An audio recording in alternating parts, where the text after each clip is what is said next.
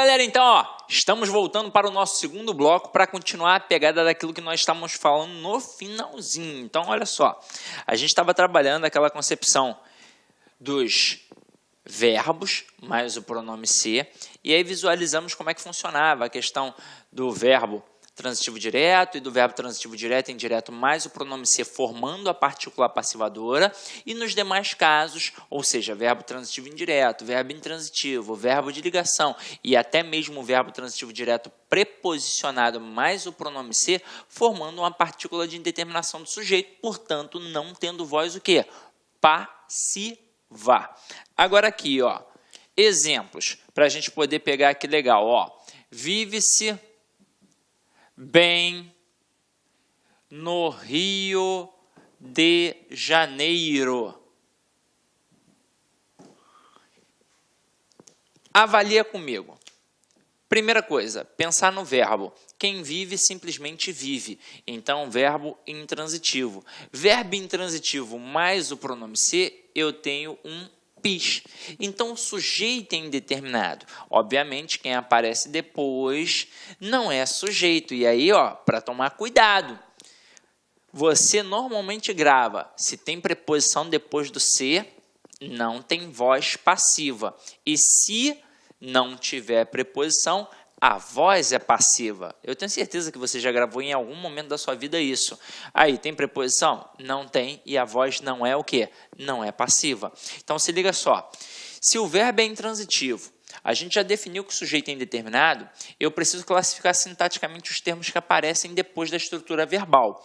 Mas aí você já deve ter aprendido isso comigo em transitividade verbal. Se a gente tem elementos atrelados aos verbos intransitivos, eles meramente indicam circunstâncias. E aí, por isso, eles vão funcionar como adjuntos adverbiais. Bem, funciona como adjunto adverbial de modo, porque é como o cara vive, é o modo como ele vive, ou seja, ele vive bem. E no Rio de Janeiro será um adjunto adverbial de lugar, porque é a localidade em que ele vive. Tranquilo? Agora, mais um pouquinho aí a pegada. Eu coloco assim, comeu-se o bolo. O bolo foi comido. Então, verbo transitivo direto, mais pronome ser, particular passivadora. E o bolo, obviamente, é o quê? É um sujeito. E agora vem o creme de la creme. Comeu-se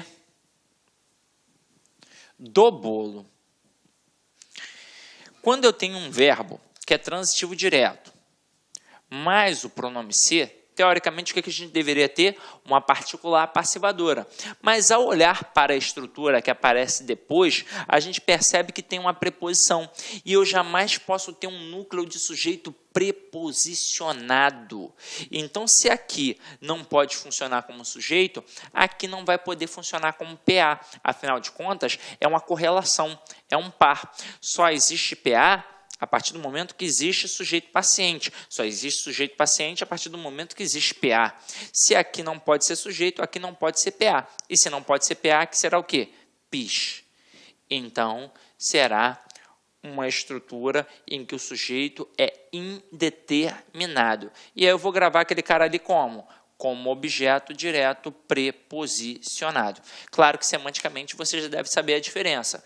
Comeu o bolo todo. Comeu do bolo, um pedaço do bolo, uma parte do bolo. Mas aqui a gente não vai ter uma estrutura de voz passiva. Tranquilo? Agora, olha só uma parada bacana e interessante para a gente poder trabalhar. Eu boto assim, vence casas. Parando para analisar, de acordo com a gramática tradicional, é uma estrutura equivocada, é uma estrutura agramatical, está errada. Apesar de o nosso gramático Bechara já ter analisado essa estrutura como algo pertinente. Mas aí isso é para o ambiente acadêmico. Uma vez, a Banca CESP até tentou trabalhar isso daí como algo correto, mas aí depois se desmentiu em outras questões que apareceram. Deve ter percebido, caramba, tentei inovar, tentei botar algo da academia dentro do mundo do concurso público e não funcionou. Então, para o mundo do concurso público, a gente aqui tem uma estrutura errada. Aí o falante comum da língua, obviamente, ele estranha, porque ele pensa assim, caramba, eu estudei a vida inteira assim, Sidney, e eu olhava para essa estrutura e achava que estava certa. Aí eu perguntava, sempre meu aluno, por quê? Ele, que tem alguém vendendo, eu sei, mas quem é que está vendendo? Não sei, então sujeito indeterminado. E não é. Dá ou não dá para eu colocar casas são vendidas? Dá. E aí na hora que eu coloco casas são vendidas, eu sei que a palavra casas é o quê? Sujeito. Então, casas ali em cima também vai ser sujeito. Se eu posso pegar a estrutura que tem o pronome ser e passar para uma voz passiva analítica, eu estou mostrando que aquela estrutura que eu estou analisando está na voz passiva sintética. E aí olha a pegada. Se aqui está no plural, o verbo tem que ficar como? No plural. Pode ser que o camarada seja maldoso e faça assim contigo um dia. Vende-se casas. E aí ele diz assim, a estrutura está errada de acordo com a norma padrão da língua portuguesa. Para que fique correta, nós devemos colocar vende-se casa. Pensa comigo, certo ou errado? Errado. Porque não é o sujeito que vai se adequar ao verbo. É o verbo que vai se adequar ao sujeito. Então, se o sujeito está no plural, para que a estrutura fique correta, eu tenho de colocar vendem-se casas. Ok? Foi? Então, agora vamos lá. Para a gente agora continuar a nossa pegada, acredito que a teoria básica a gente já aprendeu. Então, eu preparei um quadrinho bem bacana para vocês e aí depois a gente vai cair para dentro das questões de concursos públicos, tranquilo? Então, acompanha aqui comigo. Os tempos e modos verbais da ativa permanecem na passiva. Então, vamos lá. Indicativo. Então, eu tenho compra, é comprado. Comprou, foi comprado. Comprava, era comprado. Comprará, será comprado. Compraria, seria comprado. Então, a gente aqui no indicativo trabalha todas as estruturas. A gente trabalha o presente, a gente trabalha o pretérito perfeito, a gente trabalha o pretérito imperfeito, a gente trabalha o futuro, a gente trabalha, o pretérito imperfeito, o mais perfeito e por aí vai. Então, meu companheiro, tudo aqui no indicativo, quadrinho que você pode acompanhar. Aqui no subjuntivo, compre, seja comprado. Comprasse, fosse comprado. Comprar, for comprado. E isso aqui você já domina legal. Agora, aqui, nas locuções verbais, é que de vez em quando o aluno derrapa. Porque quando eu tenho um verbo que está sozinho, como eu já mencionei com vocês lá no primeiro bloco, a gente transforma aquele verbo numa locução verbal. Agora, e quando eu tenho uma locução verbal, como aqui, por exemplo, tenho comprado. Reparem que a locução verbal da voz passiva, ela apresenta o verbo ser mais o particípio. Quando eu coloco tenho comprado, tem verbo ser? Não, não tem verbo ser. Não tem, eu tenho aqui duas estruturas e não apareceu o verbo ser. Para que eu possa colocar numa voz passiva analítica essa locução, eu vou ter que pegar e vou ter que acrescer o verbo ser. Então, tem sido comprado. E por aí vai, Quer ver, Tinha comprado. É uma estrutura que tem uma locução verbal, mas é uma locução verbal de voz ativa. Porque não tem o quê? Não tem o verbo ser. Agora aqui, tinha sido comprado. Agora passa a ser uma voz passiva, porque passou a entrar o quê? O verbo ser. Depois aqui, deve comprar. Não é voz passiva, porque não tem o verbo ser. Para ficar como voz passiva, deve ser comprado. Então, sempre tende a aparecer o verbo ser para que você possa perceber que é uma estrutura de voz passiva. Não basta aparecer uma locução verbal. Apareceu uma locução verbal, tenho comprado, então voz passiva, né, Sidney? Não. Para que seja uma locução de voz passiva, você tem de ter ali no meio da estrutura um verbo ser na estrutura auxiliar. Ok? Show? Então, agora eu acho que a gente já matou tudo e agora a gente vai cair para dentro. Depois, com calma, você vai analisar todas essas possibilidades aqui na aula de tempos e modos verbais, tá? Então, vamos lá. Primeira questão aí para a gente começar a brincar, galera.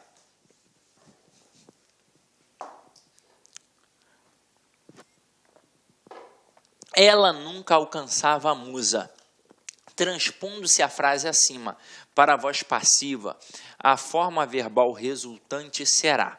Então, ele nem se preocupa com a passagem toda, ele só se preocupa com a estrutura verbal, que está relacionada aqui, ó, ao alcançava. E aí, gente, a gente mata fácil, porque na hora do cruzamento, eu só mexo no ela e só mexo na musa.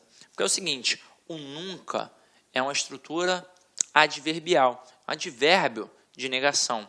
Então, é uma adjunta adverbial de negação. Não vou mexer naquela estrutura. Eu mexo apenas no verbo, no sujeito e no objeto direto. Aqui eu tenho ela como sujeito e eu tenho a musa como objeto direto. Na hora que eu faço a passagem da ativa para a passiva, eu faço o cruzamento no objeto direto e no sujeito, não é?